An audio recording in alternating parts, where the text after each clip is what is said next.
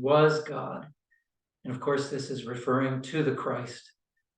So I'm going to begin this talk with a little exercise that one might learn if one is doing a speech training in an anthroposophical context, or also a teacher training for Waldorf teachers, because Waldorf teachers also have to learn how to use the creative word in a particular way.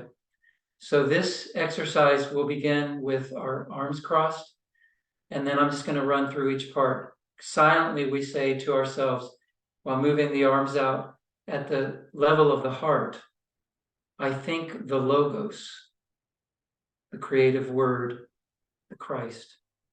And then we put our right foot out and we raise the hands up to the level of the mouth. I speak. And then we put our left foot out and move down to the level of the will. I have spoken. And then we go into an ah. I seek myself in the spirit. The hands downward now at the level of the top of the head. I feel myself within myself. And then up in an oo. I am on the way to the spirit, to myself. And we finish with this. So again, silently to begin, I think the Logos, and then I'll speak the rest of the parts. So here we go. I speak. I have spoken. I seek myself in the spirit. I feel myself within myself. I am on the way to the spirit, to myself.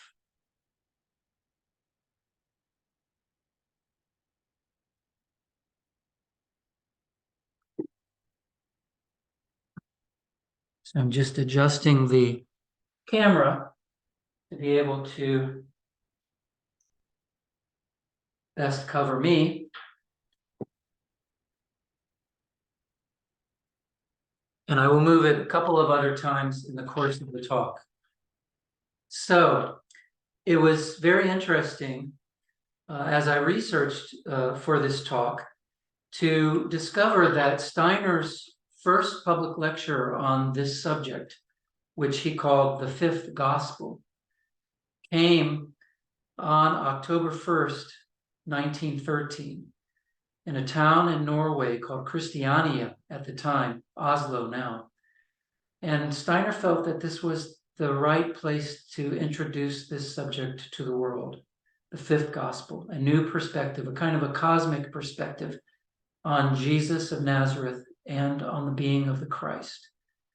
And so I thought that was quite interesting that exactly 110 years to the day of the original talk at New Thought, October 1st, 2023, Steiner presented this to the world. That felt like a real synchronicity to me.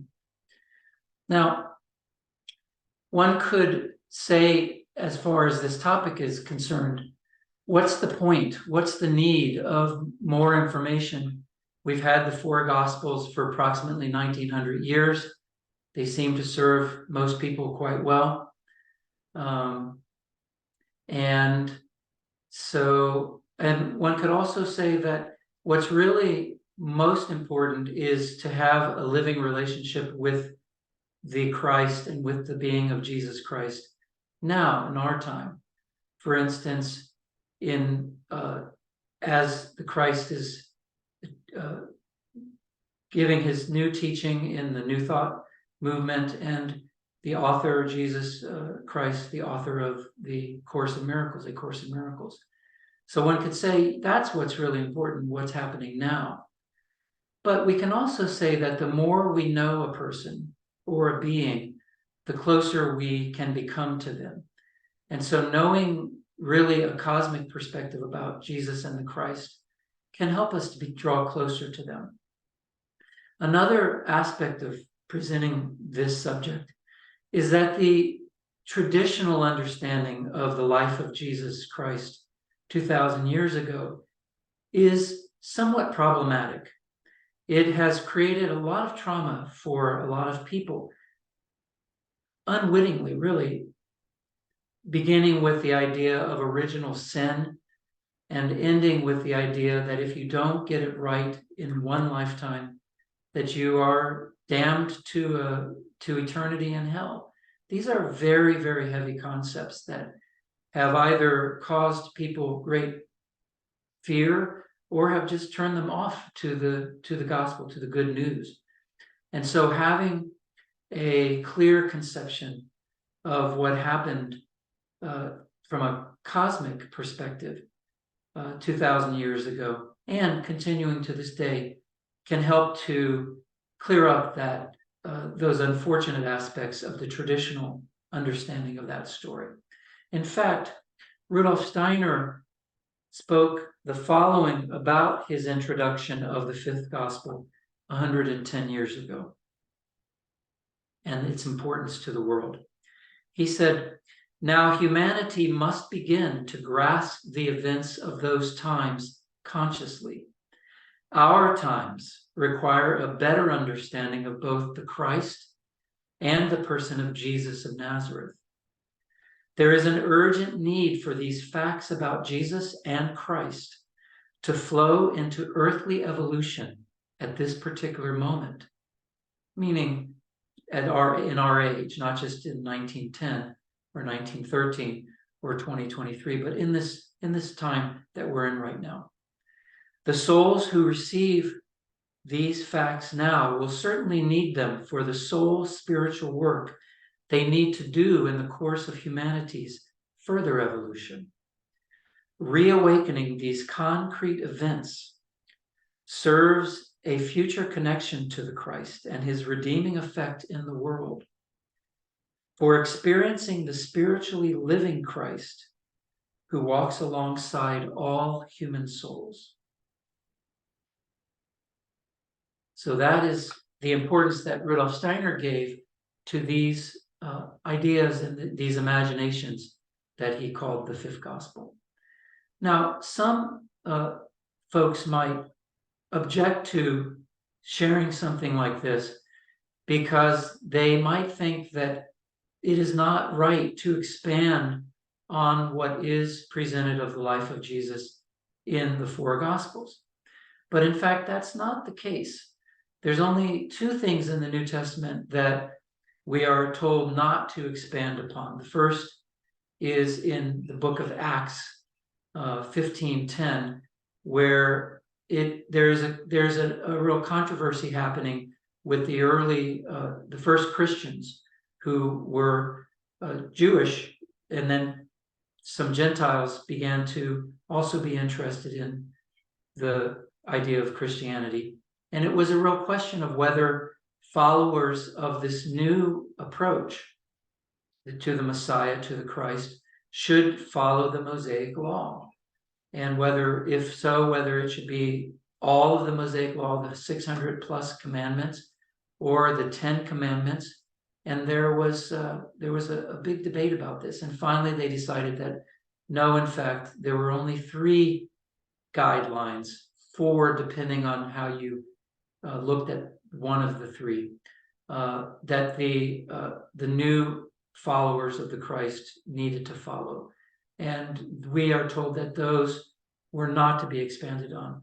They did not want to burden these new followers of the Christ with this old understanding of the law.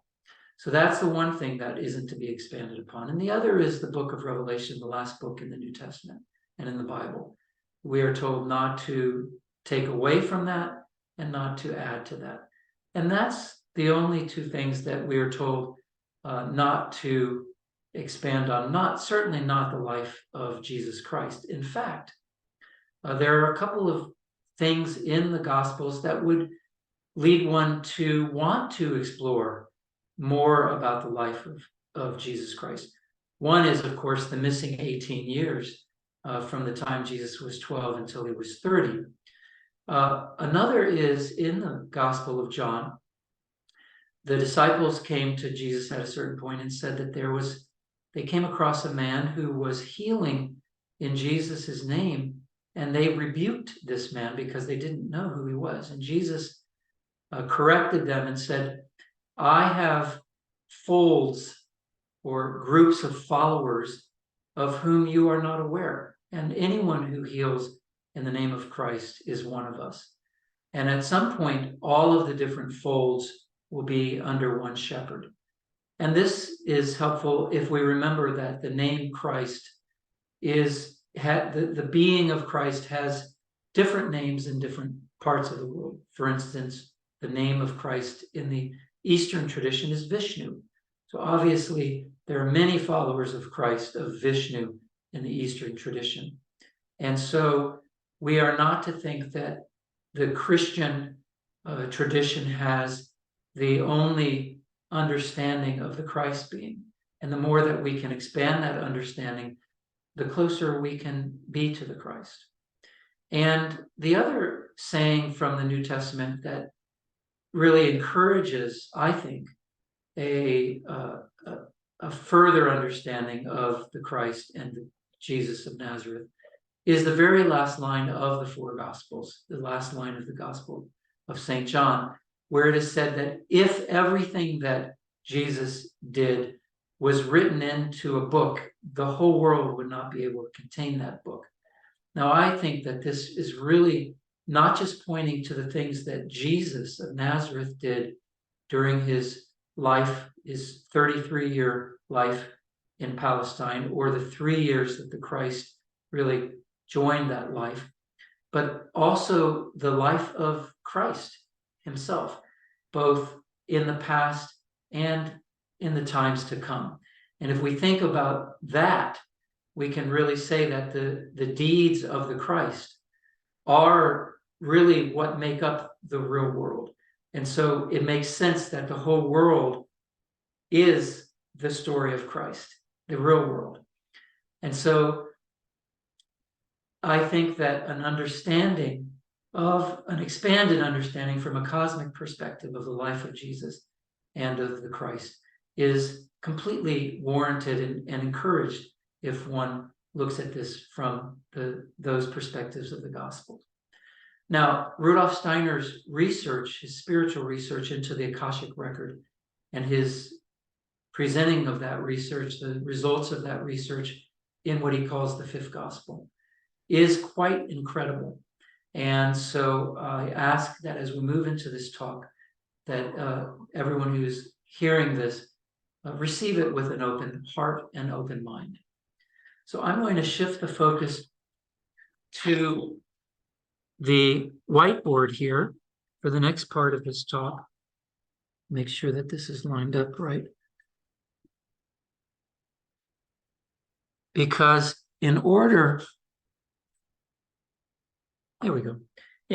to present a cosmic perspective of the Christ and of Jesus, I have created and put into visible form what I presented 2 years ago in my talk on the key to understanding Steiner's cosmology.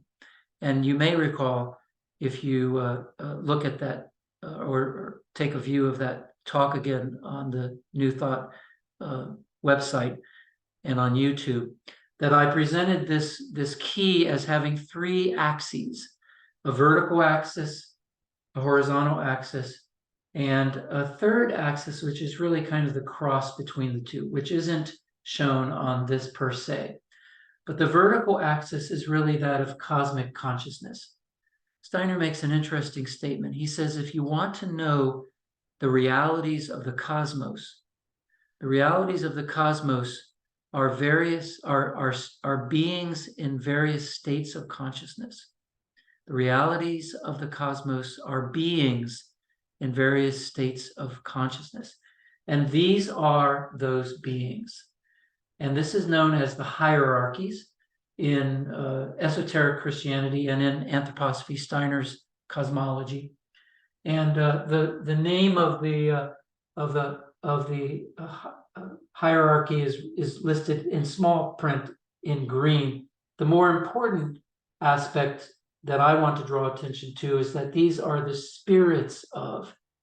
So that you could say the highest hierarchy are the spirits of love, the seraphim.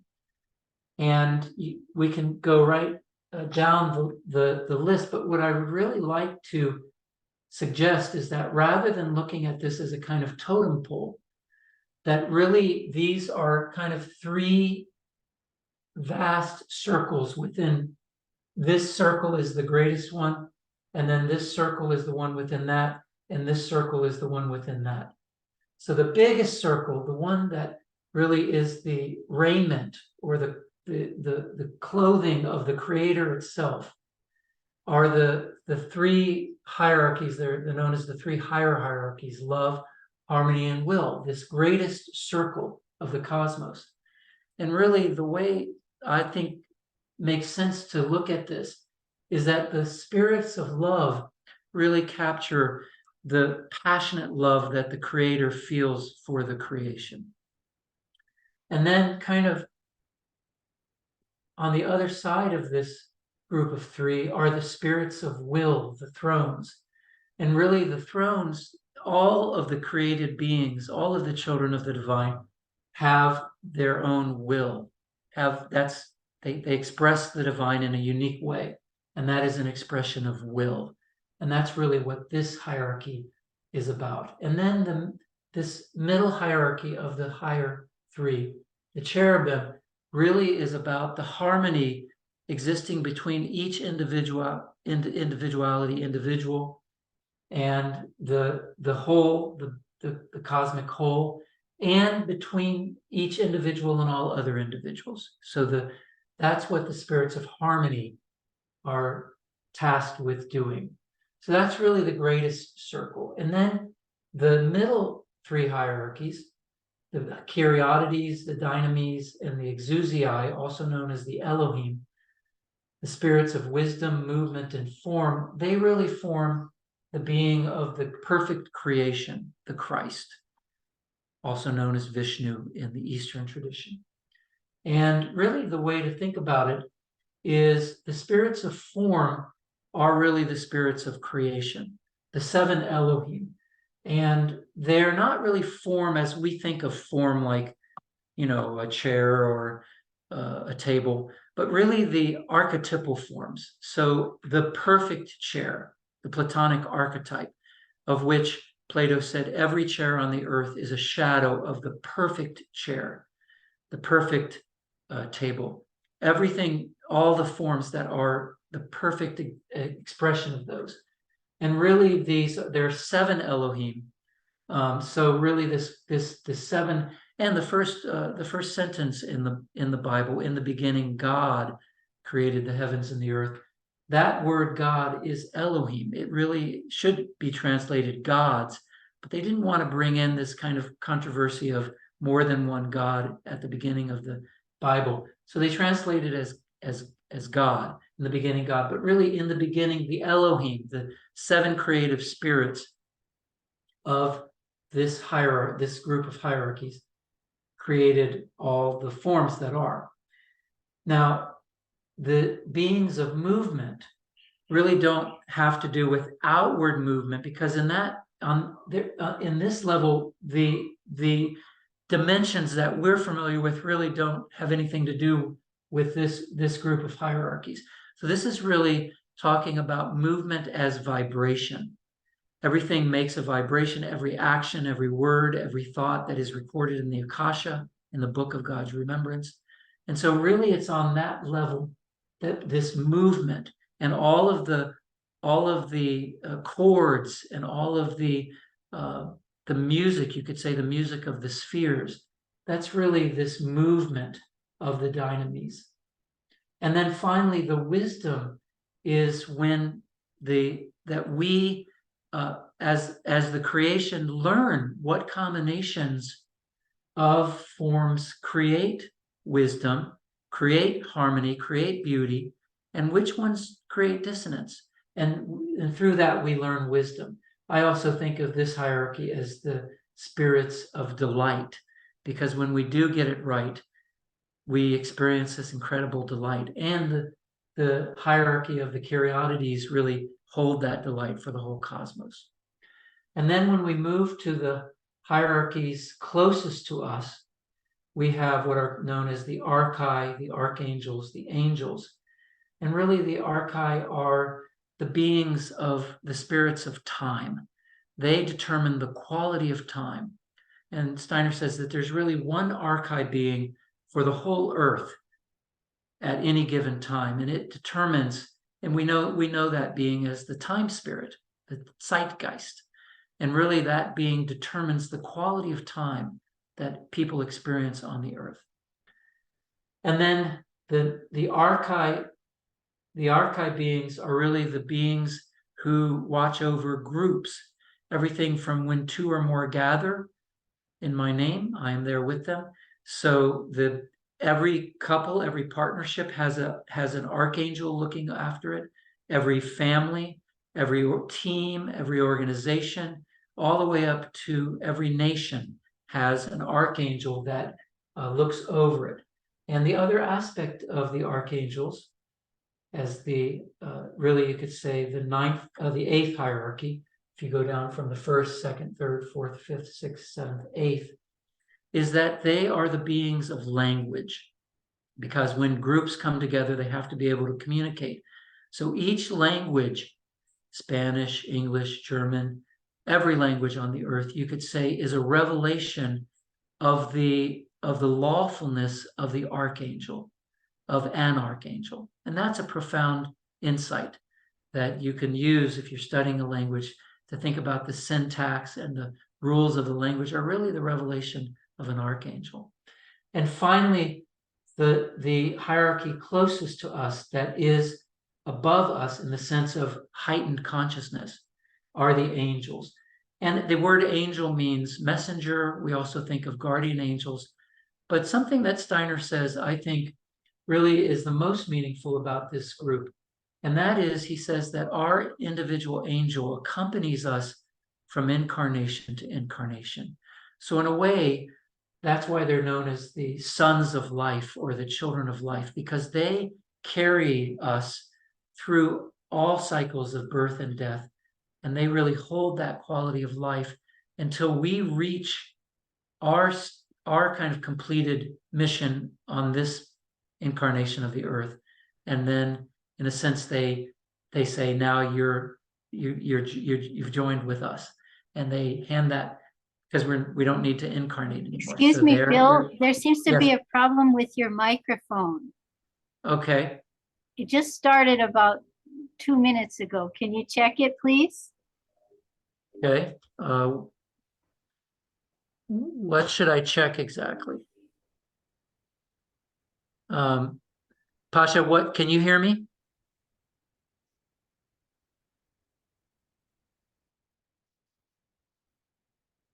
Mute. Can you hear me now? Say something else. Can you hear me now? We check the volume. Okay. Just when we were talking about the language and the archangels of language. Interesting. Wow. They're playing little tricks on us. Yes, they're just confirming. Okay. Can you hear me now? Still don't hear you. Okay. Let me try something else.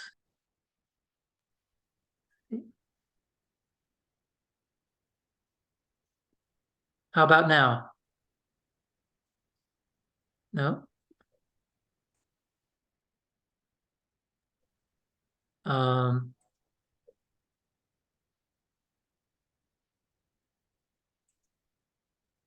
Can you hear me now? Okay. Let me try something else.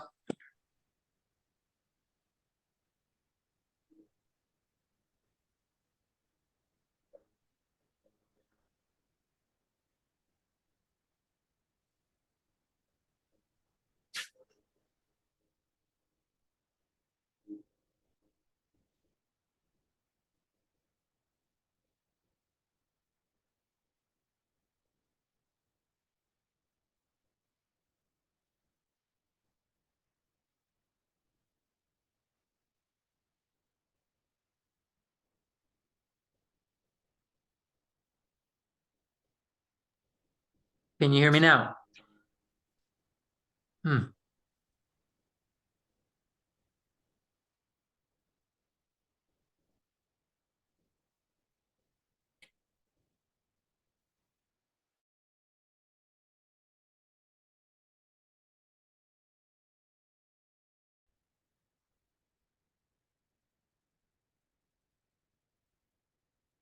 Can you hear me now?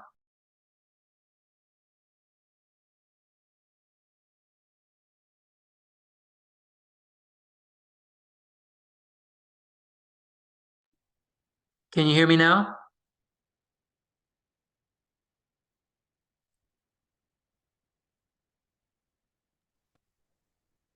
Can you hear me now?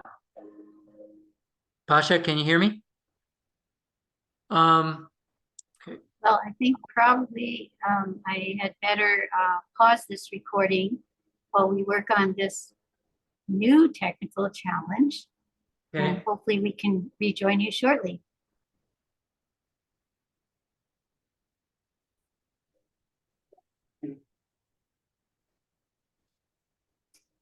Hey, welcome back. Hopefully this will work. And I'm going to pick up with the hierarchy closest to us, which is known as the angels. And the word angel, we know, means messenger, literally. And they're also known as our guardians. But really, Steiner calls these the sons of life. And he makes an interesting statement that each of us, our angel, our individual angel, accompanies us from lifetime to lifetime. And that's why I think they're called the sons of life. And really, they hold that continuity of life through all the cycles of birth and death and rebirth. And then finally, when we reach the place where we do not need to incarnate anymore, then their work is done, and in a sense, they meet us as brothers and sisters. So that's the ninth hierarchy, and we are really in process of becoming what Steiner calls the 10th hierarchy, and that is where this axis of the vertical, the cosmic consciousness, and this horizontal axis of cosmic evolution meet right here in the 10th hierarchy, which is in process of being developed. And really, we are joined, as each of the groups are three, we're joined with the spirits. I call them the spirits of soul, just because the animal kingdom, anima means soul and breath. And really, if you look into the eyes of, say, a puppy or your beloved dog, you can see the soul there. And so the spirits of soul and the spirits of growth, I call, that's really not their official name, but really the plants. The word plant means to sprout and to grow. So really the spirits of growth are going to be the 11th and the 12th hierarchy in the future. And when we look at cosmic evolution, that's really cosmic time as well. So I'm not going to go into a lot of detail about that. You can see it's quite detailed, the whole cosmic history that Steiner researches, starting with what he calls old Saturn and old Sun, old Moon. These are incarnations of the physical universe. And in between each one, the physical universe dissolves and goes into what's known as a night of Brahma. Each of these are called a day of Brahma, and then a night of Brahma, and then the new physical universe comes into being. And really the thing to keep in mind there is that really there are, in a sense, 7 different dynamics, kind of reflecting on the Elohim. And those are kind of the physical body, the etheric body, the astral body, the Ich or the I, what in Hawaiian is known as the Amahua.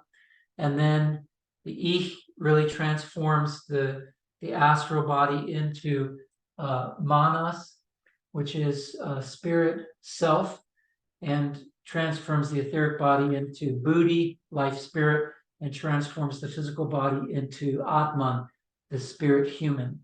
And it's really those 7 dynamics that, for instance, the angels really went through their plant evolution. So the evolution of consciousness, when they had a kind of a plant consciousness on old Saturn, we went through our mineral consciousness there, our mineral evolution. We got our physical body then, and so forth. In each new incarnation of the physical universe, each of the hierarchies move up a level of consciousness, you could say.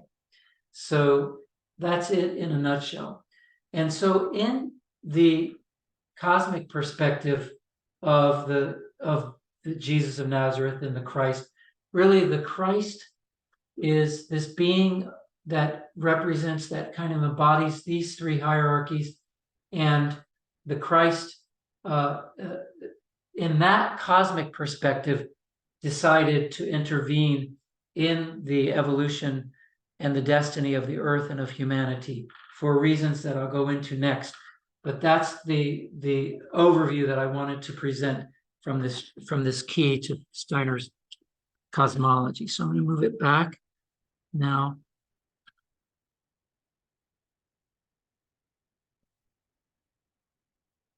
Okay. So now we're going to start with the being of the Christ. And the Christ is really the perfect creation. And so we can call it the Christ, we can call it Vishnu, but really that idea is, we call it the Logos. It is the perfect creation of the perfect creator. And so you could say, what else needs to be said? I mean, the perfect creation is in eternity. It's always going to be the same, and it's always going to be perfect. And yet, we know in our experience that something seems to have gone wrong with something. Something has gone wrong with our experience of the perfect creation. And this is known as, in different ways around the world, some people call this the fall of humanity, fall of man, if you will. Some, the Course in Miracles calls it the separation. Every ancient culture has some kind of story about the fall, that there was a golden age, and somehow humanity fell out of that golden age into this world of pain and suffering and all of the things that we experience here that don't seem to be perfect and don't seem to be of the divine. And this is the paradox that we're dealing with. And in the book,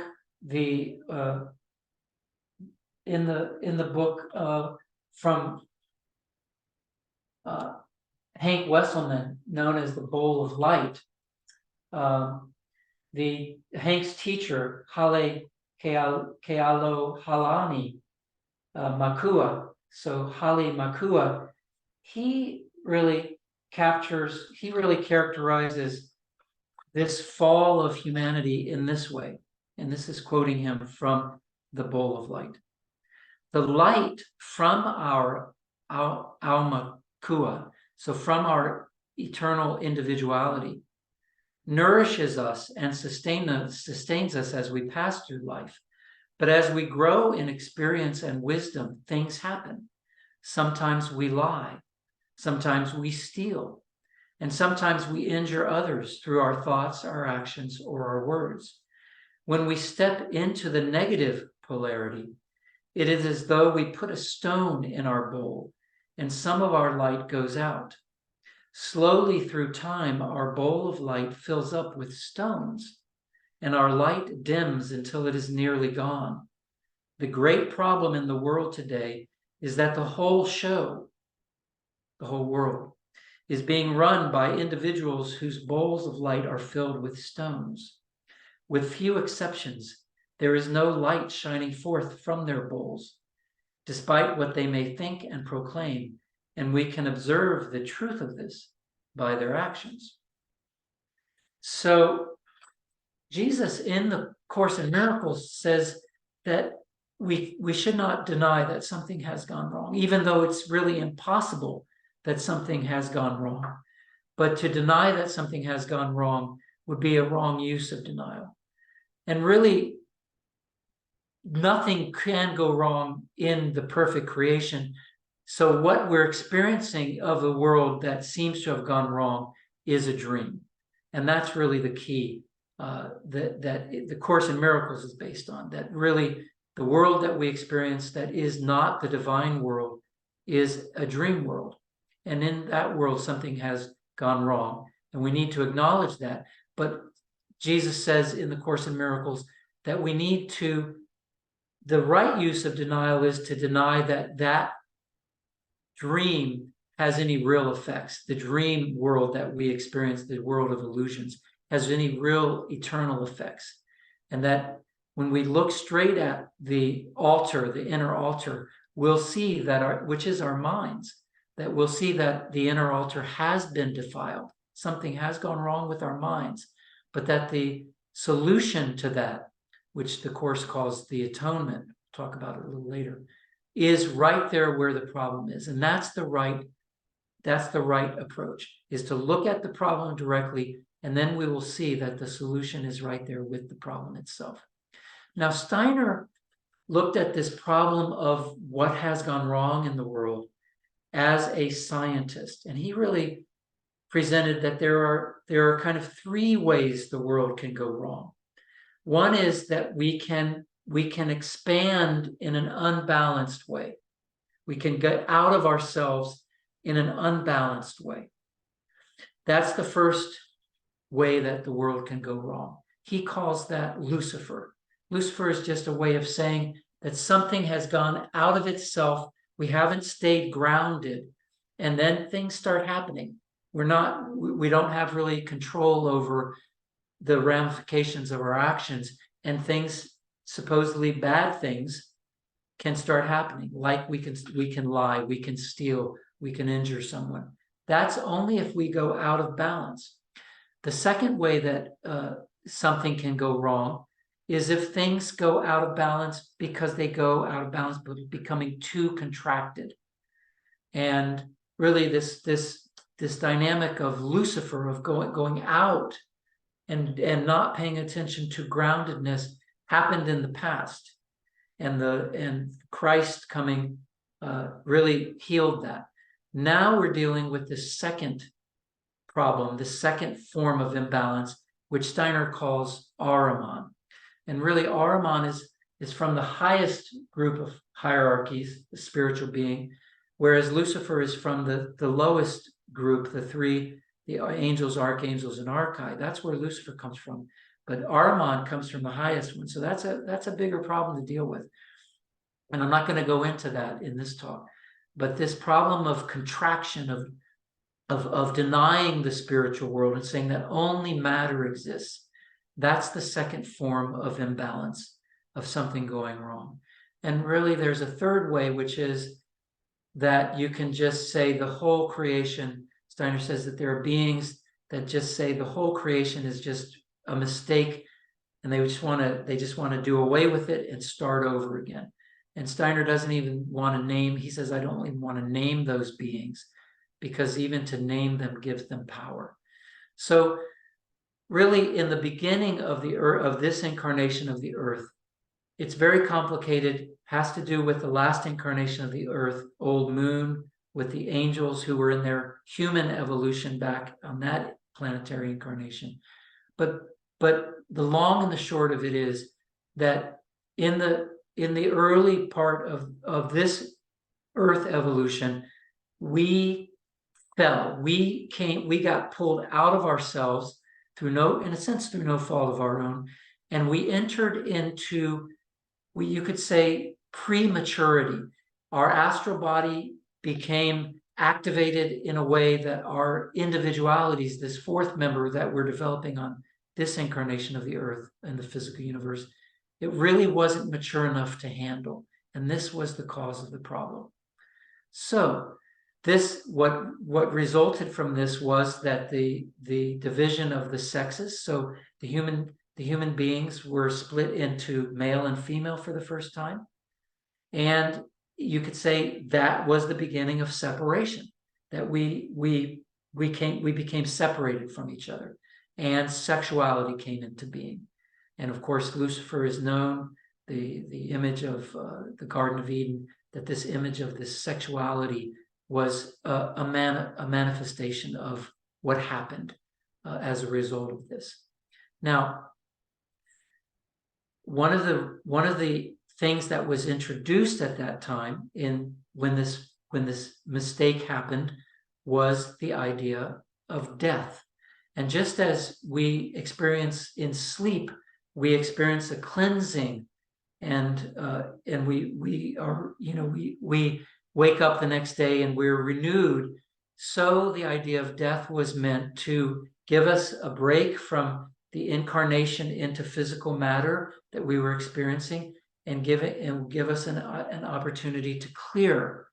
But what started happening was our mistakes started overwhelming our ability to even clear what Hale Kalua spoke of in the bowl of light, being so filled with stones that we couldn't even clear one lifetime. And it was at this point that the Christ saw humanity and saw that if some divine being didn't intervene in the destiny of humanity, that humanity would, in a sense, be lost, that we would not be able to get out of this debt that we were finding ourselves, this kind of karmic debt that we were finding ourselves overwhelmed with.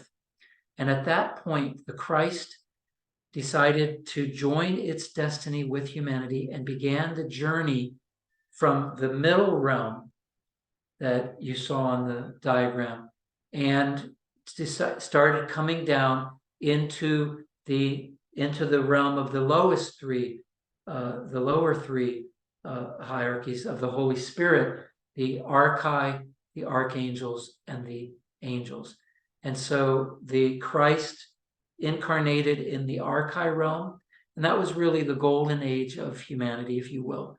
And then incarnated in another incarnation into the astral realm as an archangel, and that's really captured in the Ramayana and the great the Christ incarnating as Rama, in that Vishnu incarnating as Rama and defeating the demon Ravana in that great the great story of the Ramayana, which ended the second age, the second great age of Earth. And then the Christ came as far as the etheric realm, and as an angel in the great story of the Mahabharata, as Krishna, as that Vishnu incarnated as Krishna. And then that really ended, that battle really ended the third age of Earth, the third yuga. And finally the Christ was ready to incarnate in a human being, all the way down into the physical realm. And that moment was where really the story of the New Testament is waiting to begin.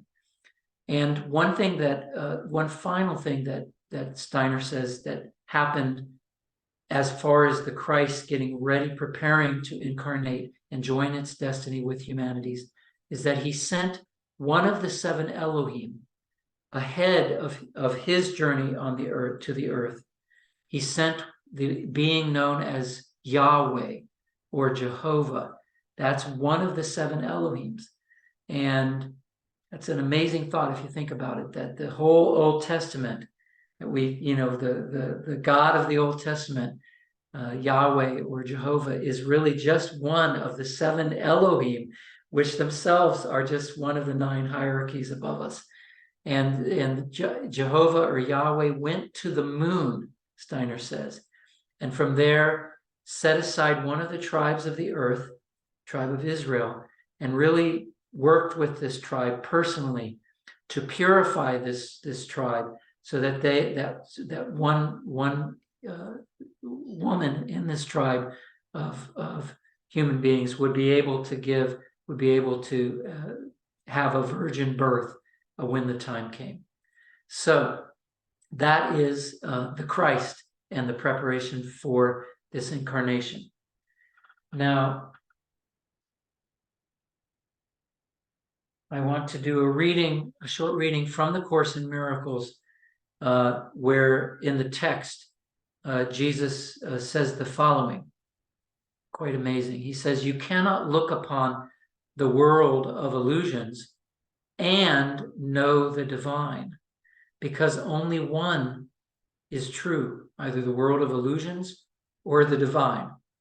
I, Jesus, am come to remind you that the choice of which is true, the world or the divine, is not yours to decide. If it were, and this is an incredible thing that he says, if it were yours to decide, the separated ones would have destroyed themselves. That's the Course in Miracles saying that. But the divine did not will the destruction of its children, of its creations, having created them for eternity. Its will, the divine's will, has saved you, not from yourself, but from your illusions of yourself. It has saved you for yourself. So this is a beautiful saying from the Course in Miracles, that if it had been left to us, we would have destroyed ourselves. What an amazing and frightening thought in a way. But it wasn't God's will, and it wasn't the Christ's will for that to happen. And so the Christ came to save us for ourselves in a way. And now we're ready for this kind of fifth gospel to begin. And I want to start by saying, these ecumenical councils that happened at the beginning of Christianity were incredibly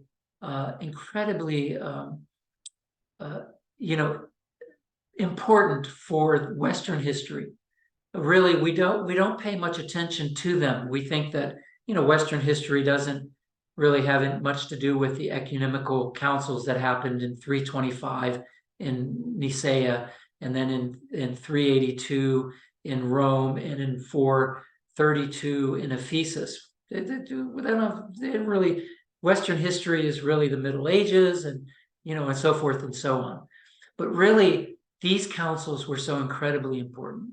What happened? Well, in 325, in the Council of Nicaea, the people who were in that council determined that Jesus was part of the divine Trinity.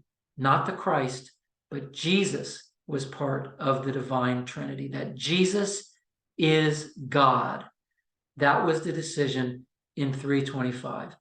In the Council of Rome in 382, it was the books of the New Testament were fixed. That no other book could be considered inspired by God, and only those books were the inspired books of the Holy Spirit. And that's an incredibly monumental decision that was made. And finally, in the Council of Ephesus in 431, the following was the outcome of that council. I'm quoting here, "It is unlawful for any man to bring forward or to write or to compose a different faith as a rival to that established by the Holy Fathers assembled 106 years ago with the Holy Ghost in Nicaea." So basically it's saying you will be put into prison if you say that Jesus is not God, or if you say that there are other books that are inspired by God that are not in the New Testament. Now, one of the reasons this is so profoundly important is that when we look at the life of Jesus, there are some real problems with the account of the life of Jesus in the New Testament that are very difficult, in fact, have not been resolved if you look at that life from strictly within the four Gospels. And I want to just mention a few of these things.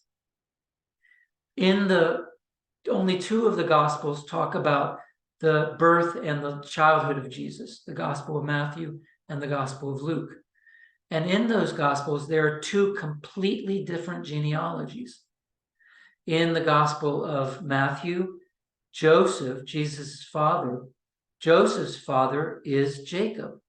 In the Gospel of Luke, Joseph's father is Heli.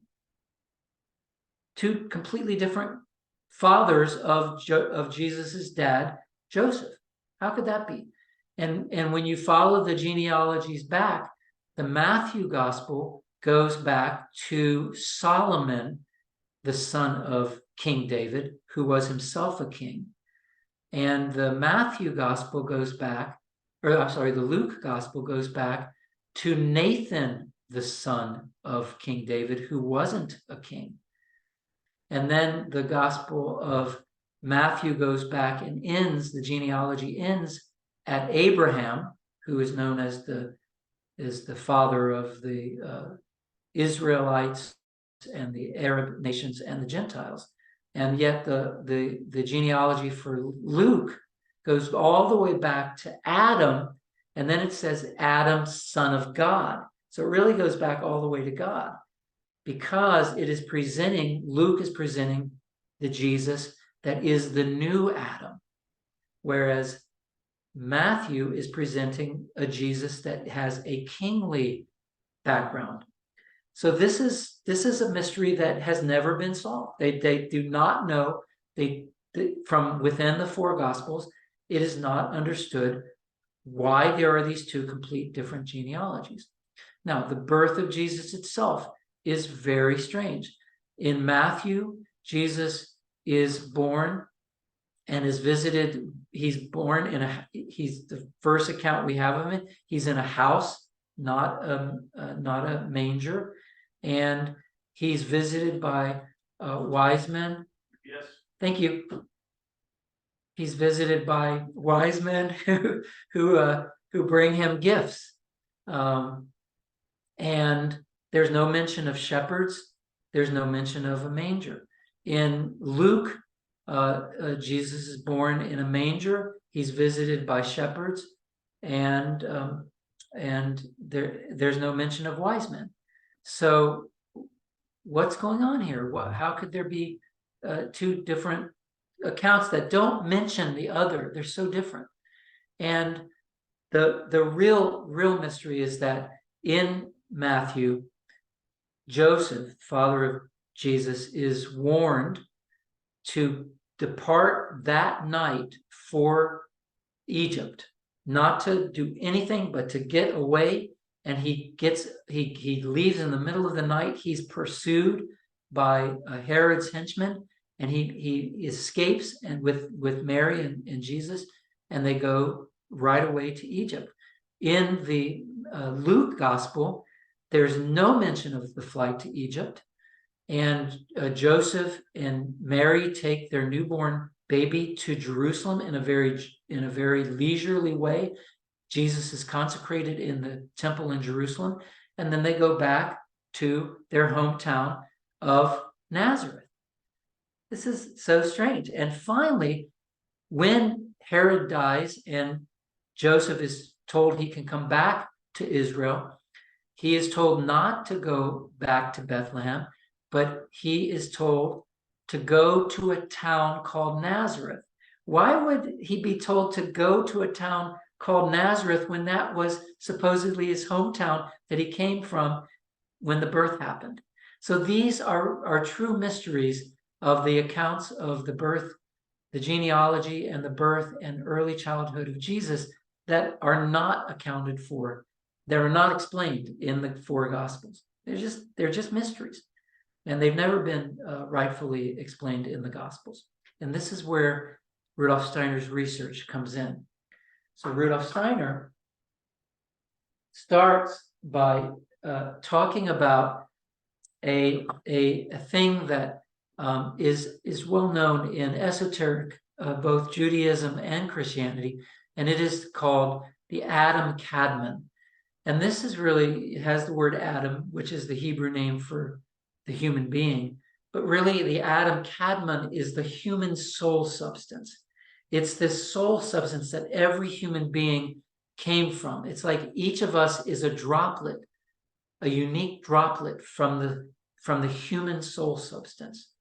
And Steiner says that there was one droplet that never incarnated in the whole history of the earth up until the time of the birth of Jesus. One droplet, one soul was kept out from ever incarnating for a very good reason. And Steiner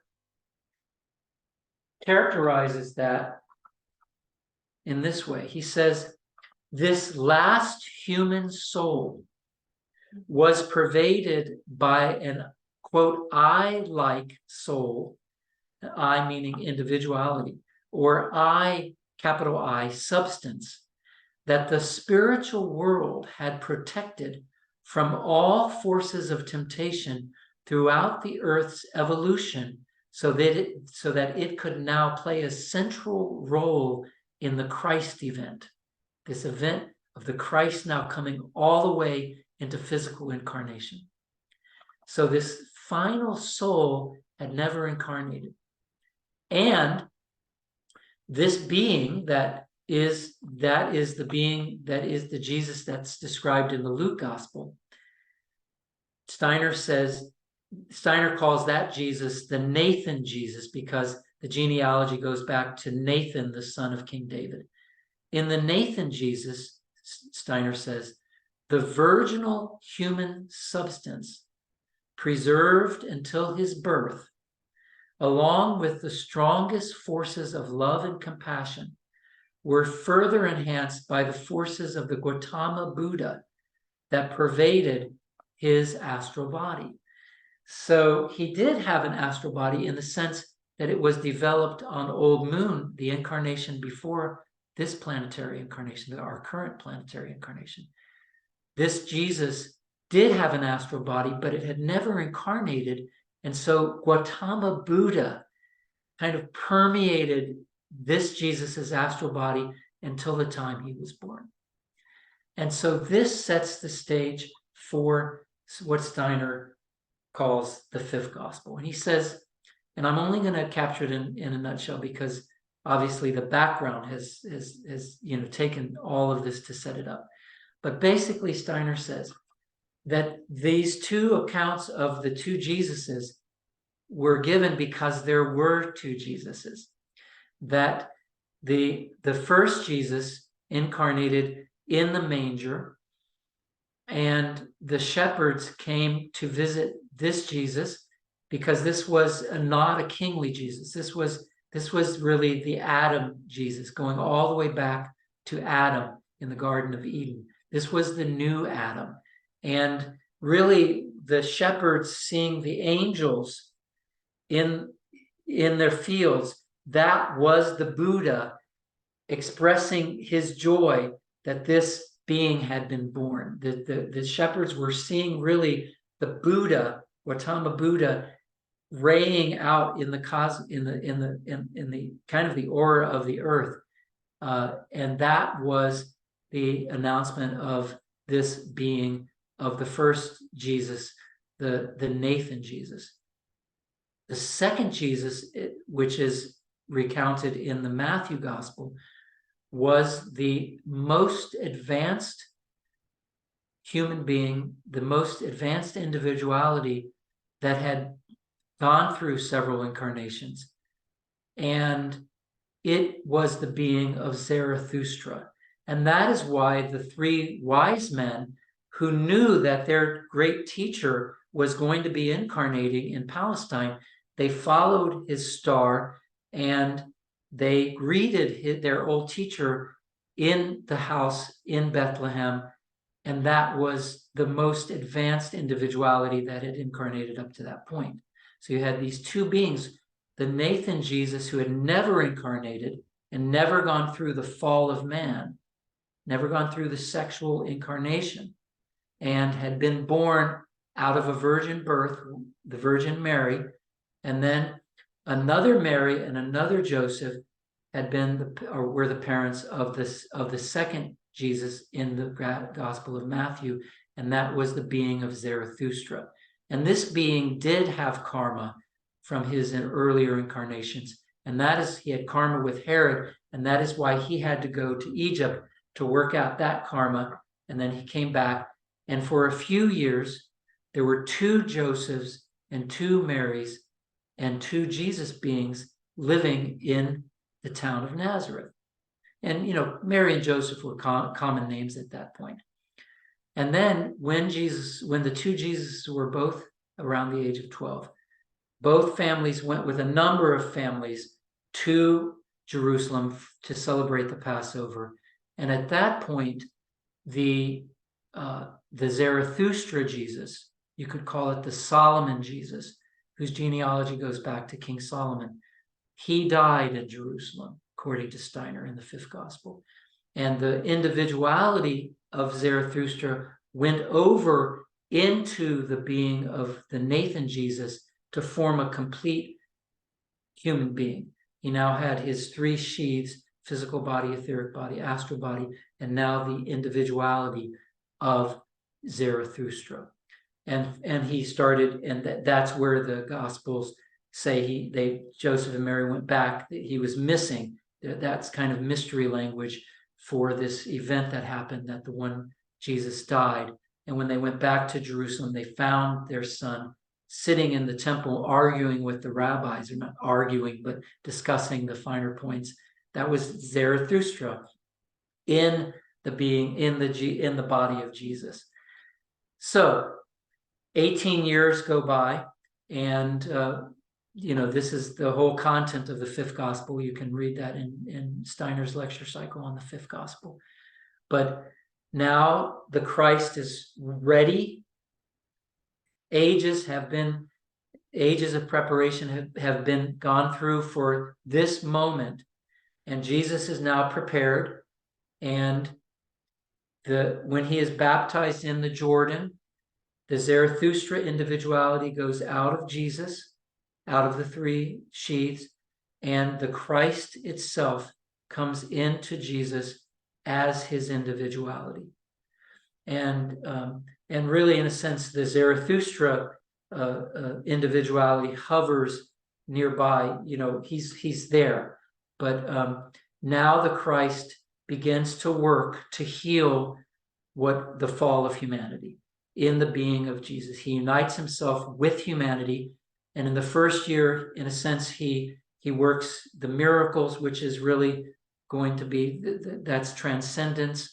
He transcends the physical world, and that's the keynote of the next incarnation of the earth, which Steiner calls the new Jupiter, the future Jupiter. And then in the second year, Christ goes down into Jesus as far as the next future incarnation of the earth, which is future Venus, which is the transfiguration or the enlightenment of Buddha. And that's the Buddhi spirit self. And finally, at the end of the third year, the Christ goes all the way down into the Jesus and reaches the end of time, the final incarnation of the earth in this cycle of 7, which is Steiner calls future Vulcan. And that's when all human beings will find their divine self. That's what the Course calls the atonement. So, and at that moment of the crucifixion, the blood of Jesus and the Christ through the blood goes down into the earth and plants the seed for the earth to become a star, Steiner says. And that will happen on the next incarnation in the next incarnation of the earth, future Jupiter. And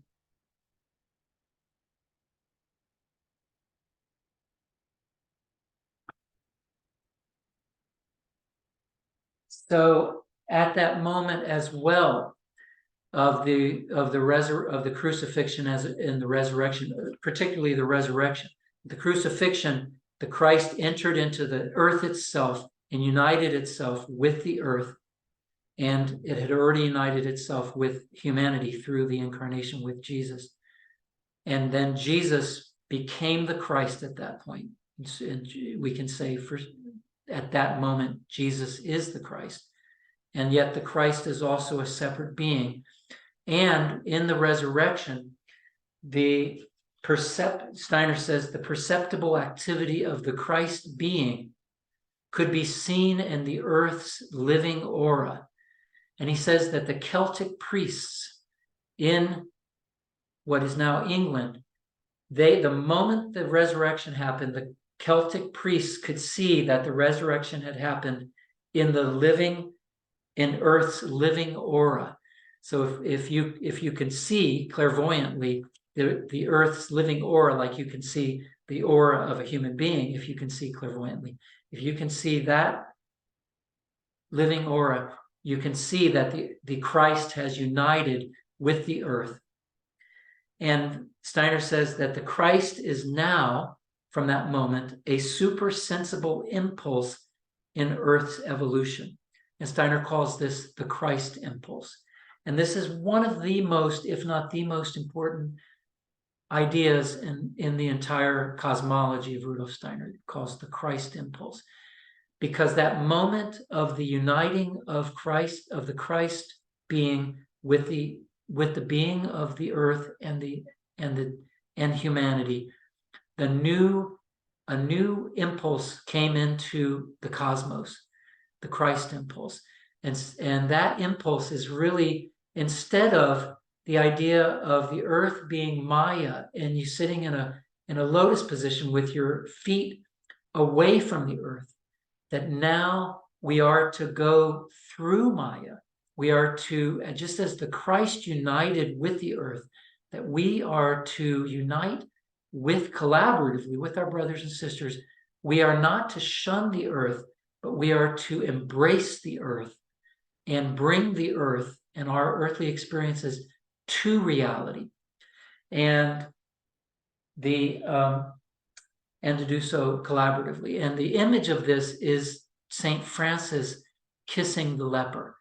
Steiner says that when St. Francis embraced the leper and kissed the leper, even though he was risking getting leprosy himself, the being of leprosy, the spiritual being of leprosy, was kind of stunned by this gesture, and it transformed this being of leprosy. And leprosy, even though it still exists as a disease on the earth, it was never the same thing that it was before Francis did this. And that's an example of us embracing the earth, and that's the Christ impulse, transforming the earth by embracing it. And we know it's Maya, but we take that Maya and we bring it to reality. By the time we get to reality, according to the Course in Miracles, the illusions are gone, and we are ourselves again.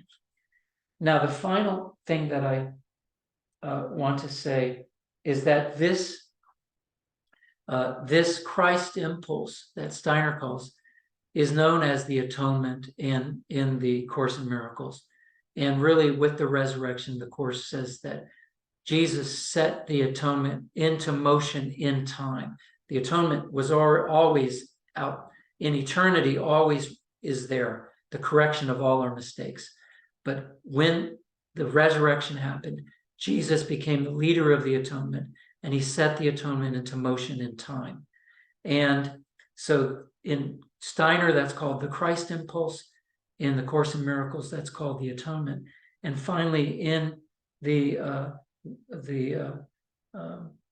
bowl of light, Hale Makua calls that the ancestral grand plan. And he describes it this way. This is from Hale Kalua.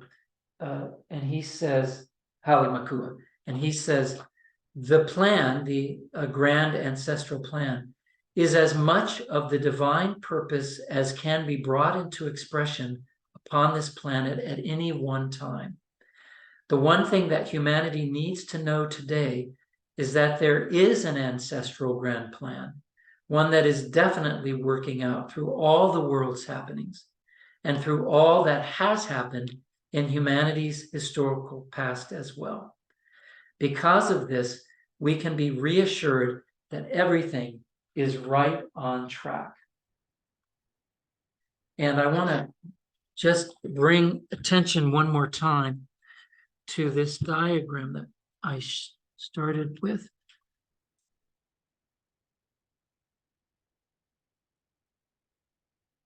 See if we can get this. Because now we are 2,000 years from that event and from that life and from that incredible event of the Christ uniting itself through the life of Jesus with the destiny of humanity and the earth. And now So that happened at the turning point of time.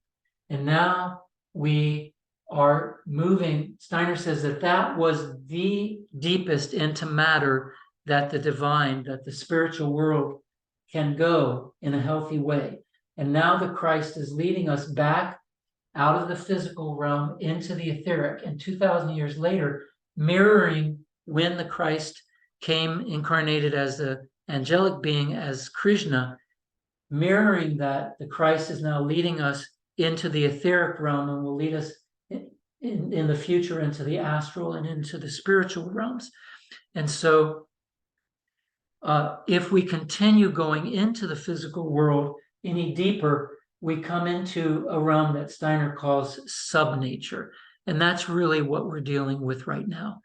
And I want to end this talk with a final exercise that Steiner gave us called an Alleluia, because we can say this is worthy of an Alleluia. And Steiner created a new art form that he called eurythmy. And this is practiced in Waldorf schools around the world, and it's also a performing arts new art form that is practiced by eurythmists also around the world. And Steiner said that he went into the realm of Ahriman, into this realm of subnature, which is what we're dealing with right now. And the Christ going into the etheric is what we need to counter this current situation that humanity is facing. The Course in Miracles calls this the celestial speed up. And he brought these forms, Steiner brought these forms of eurythmy, visible speech and visible music to humanity out of this realm. So that's a way of knowing that the Christ can transform anything into its divine, perfect gift to us. And that no matter how tragic anything seems, including the current state of humanity, the Christ transforms all of that into blessing. So I'm going to end with this Alleluia. And it basically has 5 sounds from eurythmy. And the first one is the A. We're holding this instead of an A like this, we're bringing it into our heart. This is kind of the Mary gesture. You'll see in the Renaissance paintings of Mary that when Gabriel announces the conception of Jesus, she's kind of saying like, gesturing like this. And then we'll go into, we'll do L's. This is the eurythmy for L.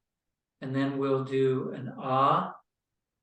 And then we'll do U and an E.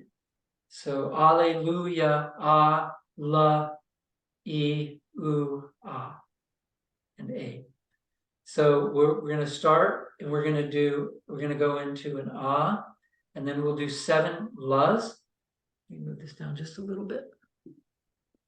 7 La's starting at the heart chakra and then to the solar plexus chakra and the throat chakra and going down to the second chakra and up to the third eye chakra and to the root chakra, and the final 7th La will be the crown chakra. And we'll bring all of that energy into the heart. And then we'll do 3 more La's for the Trinity, the Holy Spirit, the Christ, and the Creator. And then we'll go straight from that into the U that we feel when we're in the presence of the Creator.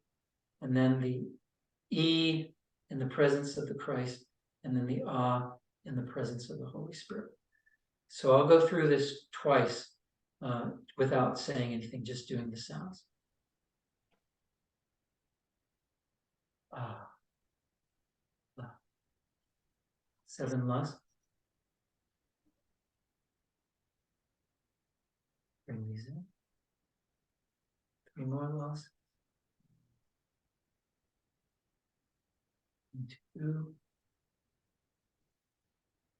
E. And Alleluia. And then one more time.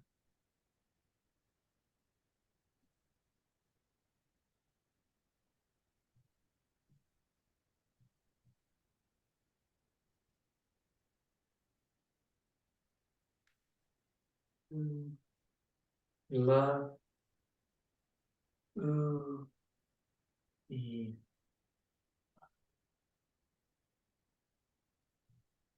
And that's what I wanted to share this morning about Rudolf Steiner's spiritual research into Jesus and Christ. Well, thank you, Phil. That was very, very deep, very enlightening. You know, if we hadn't had that technical failure on October 1st, you would have had to compress that, but with Zoom, you were able to more fully develop it. So thank you, Phil, and thank you all of you who are